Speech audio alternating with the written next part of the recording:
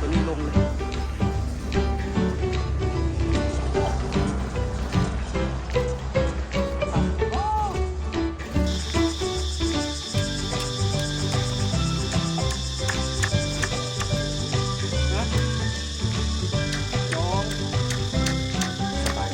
สบายดีตอนเช้าเนาะภารกิจมื้อนี้เราก็ต้องมาก่อนี่ให้มันแล้วนะทุกคนกะคิดว่าน่าจะบ่ดนแห้งหรอกก่อสำเร็จสำหนึ่งก็แล้วครับมีปูนมีอย่างเรียบร้อยแล้วก็สะดวกสบายแล้วเนาะมีแต่ว่าสิมาก่อนี่ให้มันแล้วแล้วก็หลังจากนั้นแล้วก็เกี่ยมเทคานทุกคนเทคานแล้วแล้วก็โอ้ยยังยากแล้วเนาะกับต่อเสาเทคานแล้วทั้งหมดต่อเสาให้มันแล้วทั้งหมดแล้วก็เกี่ยมขึ้นโครงหลังคาเลยแล้วได้ทุกคนบัดนี้เนาะเพราะว่านะเฝ้าแล้วได้ป่านนี้นี่อันนี้แล้วเราก็ปรับดินเนี่ยคือซ้ำซาซ่วงกันแหละต่อเสาก็ต้องได้ปรับดินพวกนี้ให้มันเพียงแล้วก็เอาน้ำมาค่อยๆมาไปมือเล็กมือหน่อยไปบอกอย่างไรล่ะทุกคนเนาะสิลงไปกอให้มันแล้วเลยบอรีรอละทุกคนมีเพชรเลย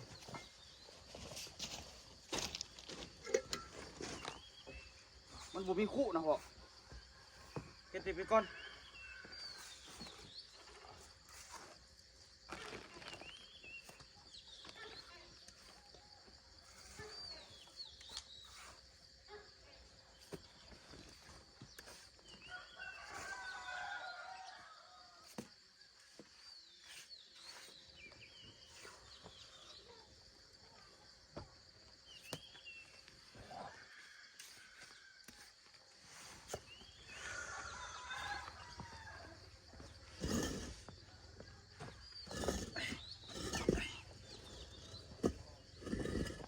บ้างอะไรบ้างวะ2 3 4 5 6 7 8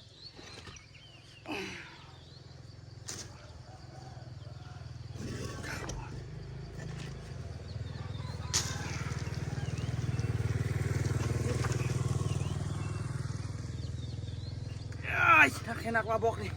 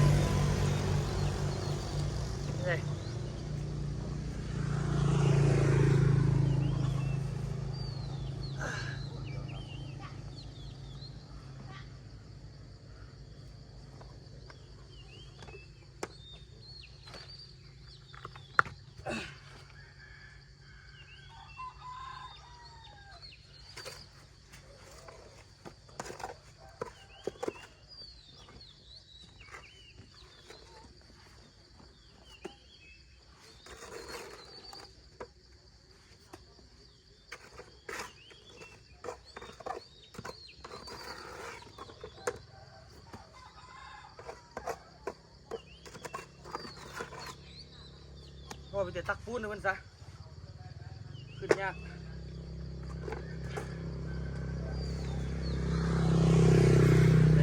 ลงก็ยาก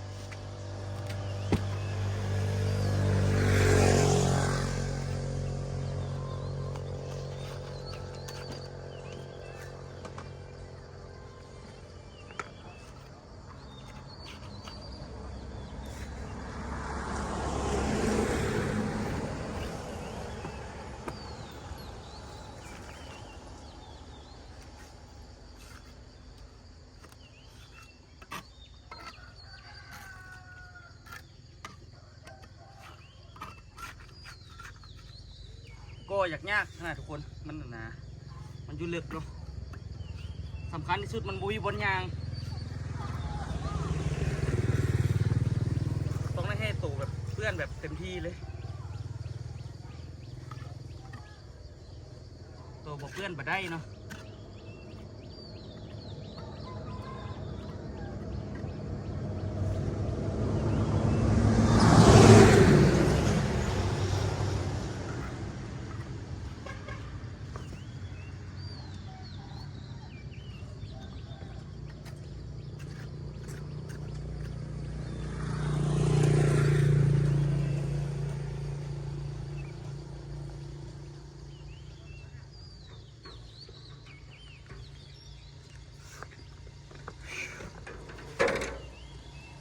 เกี่ยงคอจะยืดยืดตุ้ม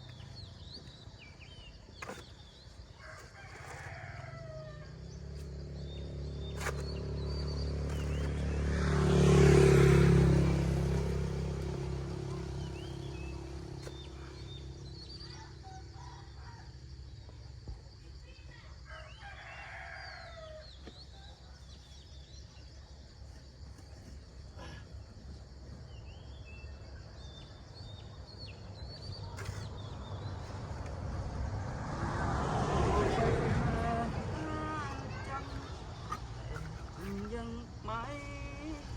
เติมความจำสูญคนไป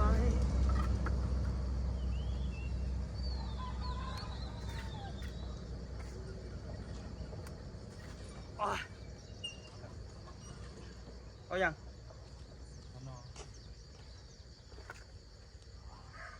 ย่างเขาเอาไปนอกเจออยู่นะ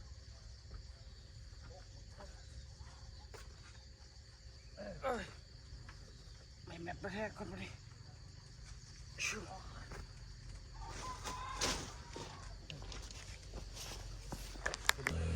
สภาพมือนี้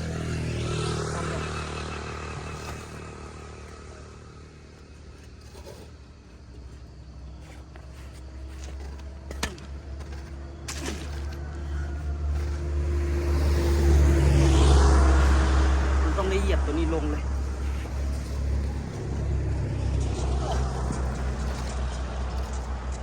ต่ำพอ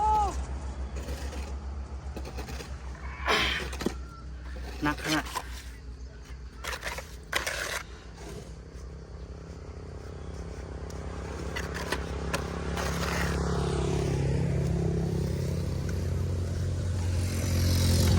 เดี๋ยวว่าพ่อหรือไม่ต้องคนได้ใช้เทียบอะไรนี้มันเทียบก็ได้นะ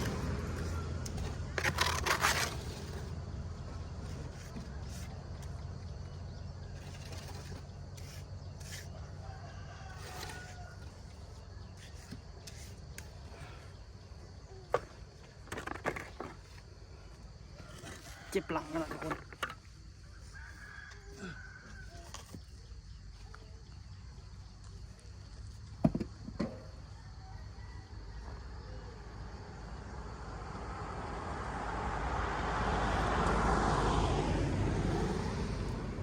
พ่อเอาปูนตัวไหนเพิ่นไหมเอาปูนคู่นั้นเพิ่นไหม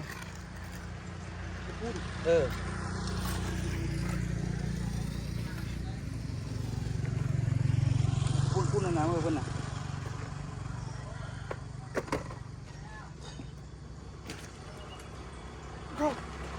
โธ่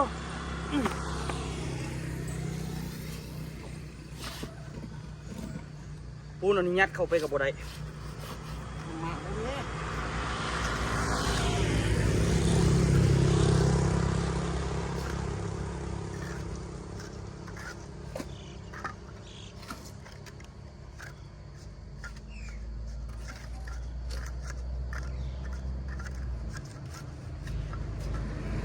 อยยัดได้อยู่ธรรมดาก็ควรหมางออกเลยแต่ว่าก่อนี่กดซะ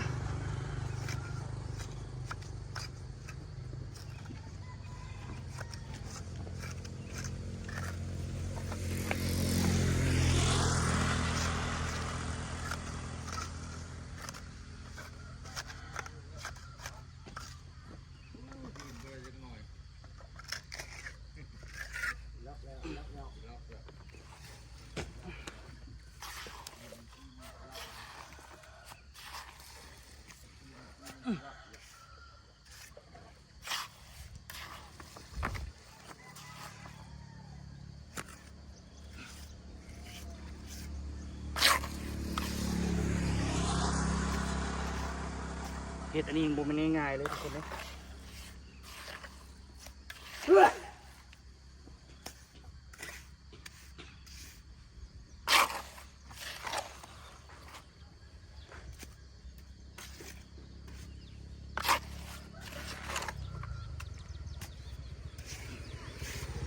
แต่ว่าก็บ่ได้เกินความสามารถอ่ะ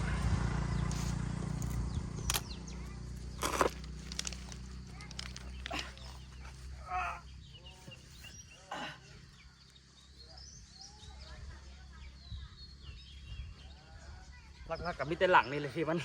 เจ็บหนักนั่งเลยซะโอ้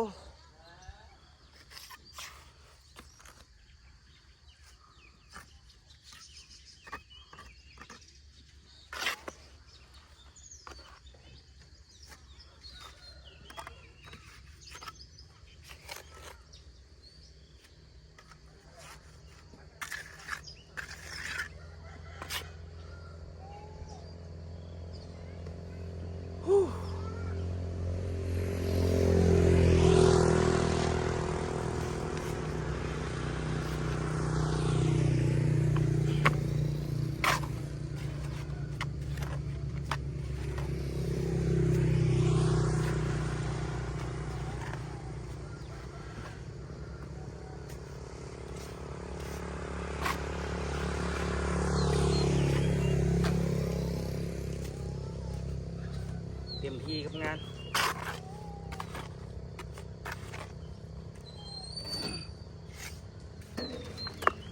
โอ้ยเจ็บหลัง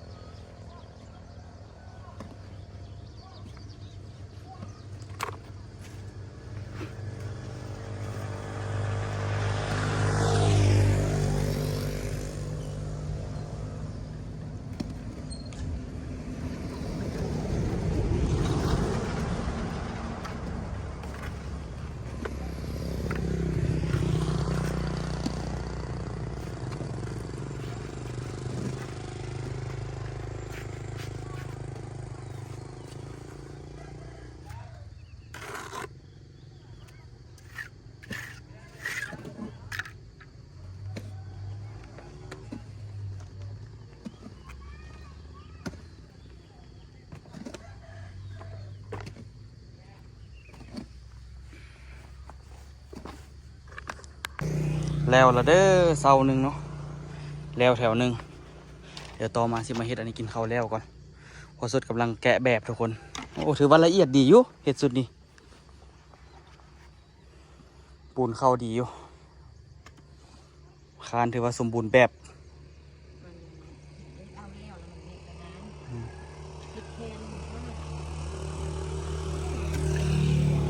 อันนี้ก็เรียบร้อยแต่ว่ามันจะโค้งนิดนึงเนาะมันบ่มีเพียกเลยทุกคนเนาะแต่กระยามันเฮ็ดเอามาความแข็งแกร่งเสริมความแข็งแกร่งแล้วก็ที่คานอัดเทิงให้ได้ระดับเดียวกันหมดแล้วก็หลังจากนั้นแล้วก็สิได้ค่อยๆปรับดินเลยเด้อทุกคนบัดนี้แล้วคาน3อันนี้รู้สึกว่ามีแฮงขนาด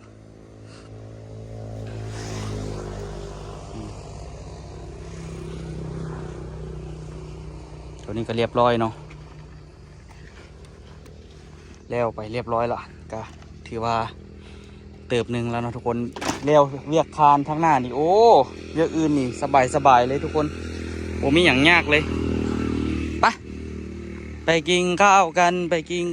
จะมีอย่างกินเดี๋ยว คานดึงจองเป็นบ่ต้องเป็นห่วงมันสิล่มเลยคันบ่แม่นทางลมพุ่นได้ปุ่มนี่อาศัยมาให้ข้างๆนี่ ละเล็กที่ต่อไปแล้วเอาน่ะมาจำลุ่มพี่เลยบ่เอามัดใส่กัน แม่นๆ บ่ต้องต่อถึงบ่ต้องหัดปอกหั่นบ่ บ่ต้องมัดเส้นนี้เอามาต่อเส้นจันใส่หัวเสาพี่เอามันแทกใส่หัวเสา จำหัวเสาเลยเนาะมีแต่มัดอันน่ะมัดเล็กเม็ดหนึงเลยเนาะ บ่ได้ เม็ดไก่เนี่ยเราลืมเนาะ ต้องเอาขึ้นไว้ ลืม เขาเอาไว้กดไม่เด็ก ยังขี้ไล่ต้องเม็ด50นั่นบ่บ่ฮอดอ่ะ บ่ฮาน เม็ด40 เม็ดสิบก็ได้นะเอาใส่ว่าพอว่าได้กดซื้อนี่นะมันสิบเม็ดสาวก็ได้ โอ้ก็เอาซ้ำเข้าเลยเอาไว้เม็ด40คือเข้าหั่นแหละ ไม่อันนี้ซื้อไม่ อืม 48ไม่ ตัดเล็กเม็ด40เม็ด40แล้วก็ต่อมัดหัดปอก แล้วก็มาใส่ทุกอันแล้วก็เอาเหล็กลวดมามัดใส่ไว้เนาะ เฮ็ดปอกนะเฮ็ดปอกคือจังอันนี้เฮ็ดปอกน้อยๆ นี่คืออันนี้เหราบ่เนาะ 12เอสมี10เติมเข้านี่นะเอสน้อยๆนะบ่ต้องมัดก็ได้นะบ่ปอกก็ได้นะเอาเหล็กเอาที่เสื้อก็ได้นะเจ้าบ่ที่เทธรรมดาซื่อนะ มัดปอกในนึงแหน่ไอ้ต้นมัน เนาะ เห็นว่าก็ได้ มัดปอกอันน่ะปอกใหญ่คือกันหั่นล่ะมันบ่ได้ยากดอก มัดปอกซื่อสิไปใส่นี่ ก็สิเมื่อแล้วก็สิกลับ อืม ไปเวียกไปเอสคอปเตอร์เอสอันนั้นให้เพิ่นเข้ามันแล้วให้กูรู้ว่าติด อ้าวว่าสิไปตัดหญ้าตัดมือใด แล้วอีก2คันมันบ่ได้ ตัดหญ้าก็จ้างเขาแล้วก็แล้วตัว เงินมันบ่มีสิดี กินข้าวอิ่มแล้วทุกคนเนาะเขาก็ต้องลุยเวียกต่อเลยไปนั่งพักผ่อนประมาณ10 นาทีเมื่อกี้นี่ตอนนี้ก็ลุยเลยบ่ต้องลีลาบ่ต้องเสียเวลาหลายเนาะเบิ่งทุกคนเหล็กโอ้ว่าสิจับมานำลืม อันนี้เป็นของพระสดโคตรเมื่อวานนี้เบิดเลยนะคืนเศร้ากลางฝนที่มันพร่ำลงใส่หน้าอาย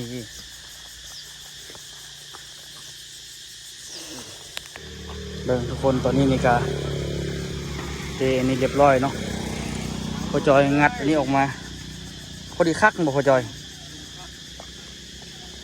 แน่นเตอะงามดีอยู่เนาะใช่ปะแต่ว่ามันคือเป็นกิ้วๆอยู่หัน อัพเตลข้างแรงแดดอ่อนเย็นเลยอะเอามัดเล็ก ผสมปูนเพิ่ม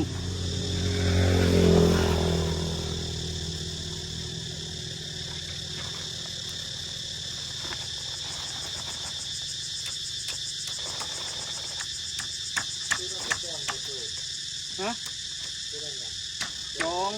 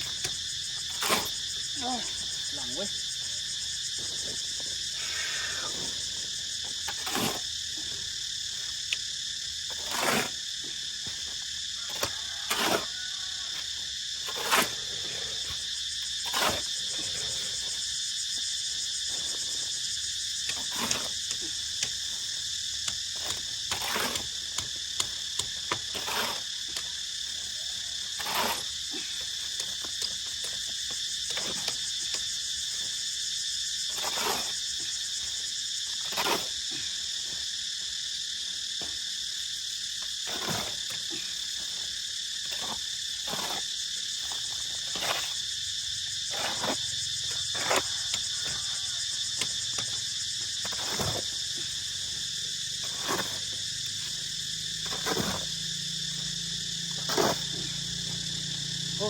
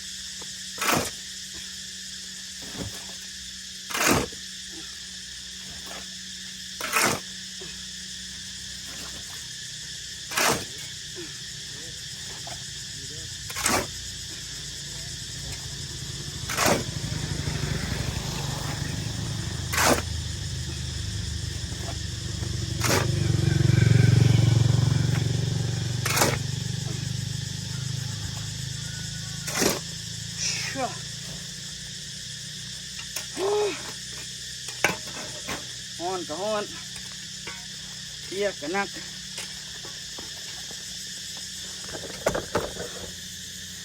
ตายคักบาดนี่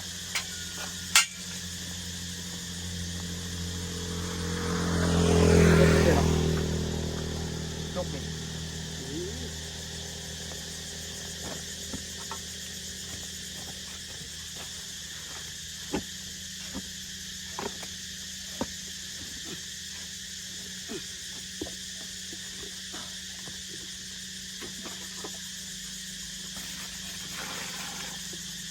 ใกล้ละเรียกนักใกล้ชีวิตแล้วทุกคนเอ้ย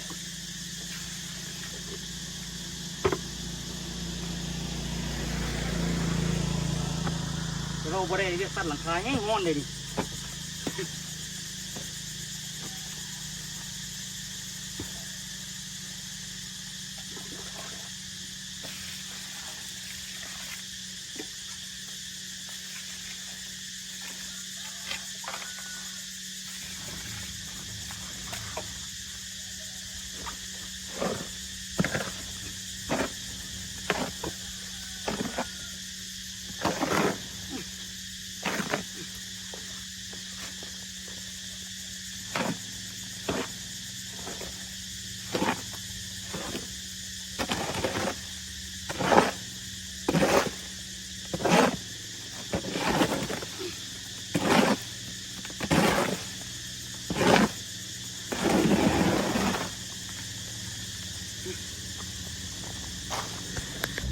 ลุยต่อเลยเลย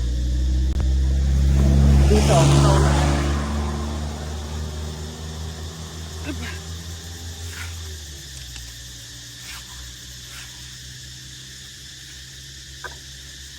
โดยที่ผสมปูนผสมสักๆนิดนึงให้มันอยู่ดี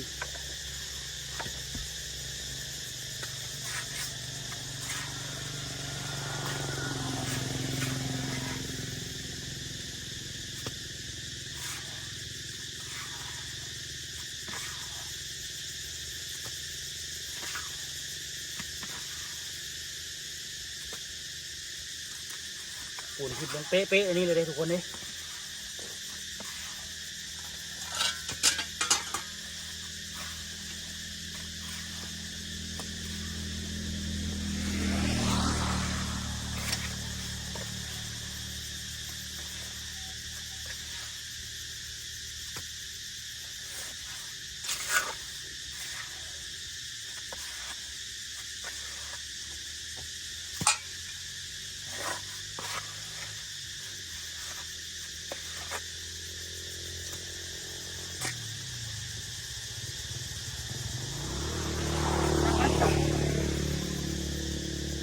ลงไป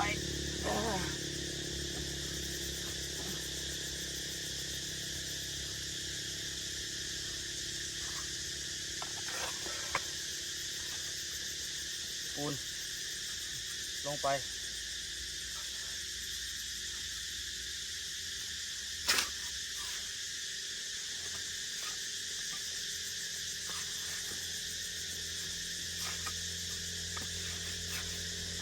เรียกก่อสร้างเป็นเรียกที่หนักสมควรฮะทุกคน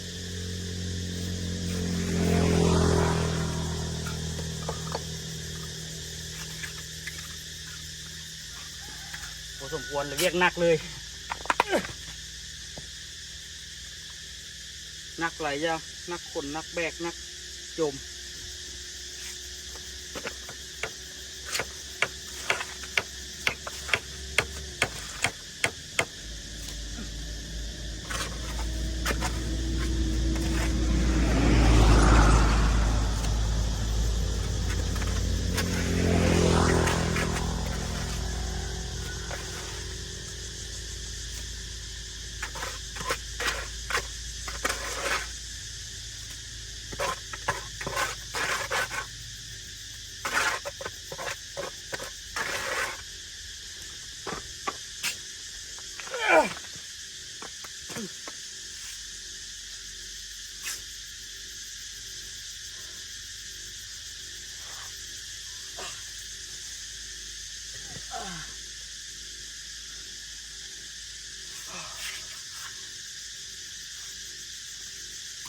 วันนี้เฮ็ดเรียกนักหลายๆมื้อแล้วมันเจ็บหลังทุกคนเลย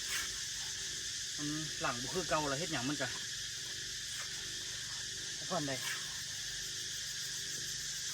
แต่งานหลังนักโคตรตรงนี้ที่จริงเจ็บตั้งแต่ช่วงสงกรานต์คุณมานะมันในเซาประมาณจักอาทิตย์หนึ่งเริ่มที่ดีอาทิตย์หนึ่ง2 อาทิตย์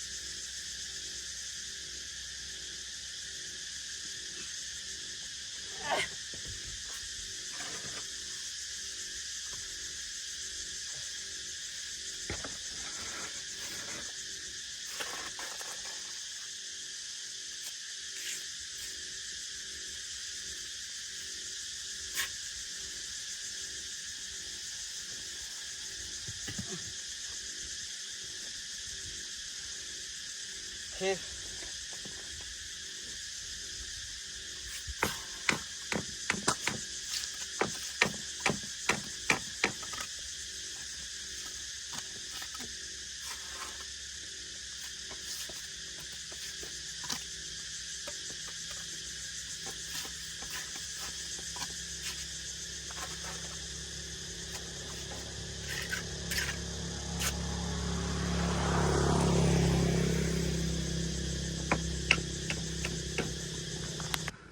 ตอนนี้ก่อแล้วโอ้สวยสีแล้วเป็นธรรมดาเนาะตอนนี้นี่กะสิไปก่ออีกตัวหนึ่งให้มันแล้วพอกระแปลงแบบเทคานอยู่แปลงไปก้อนเนาะแรงๆมันแล้วก็ผสมปูนแล้วก็ใส่เลย3 ห้องนี้น่าจะประมาณ2 เป่าบุ้งสิพอบ่2 เป่าปลายไปแหละทุกคน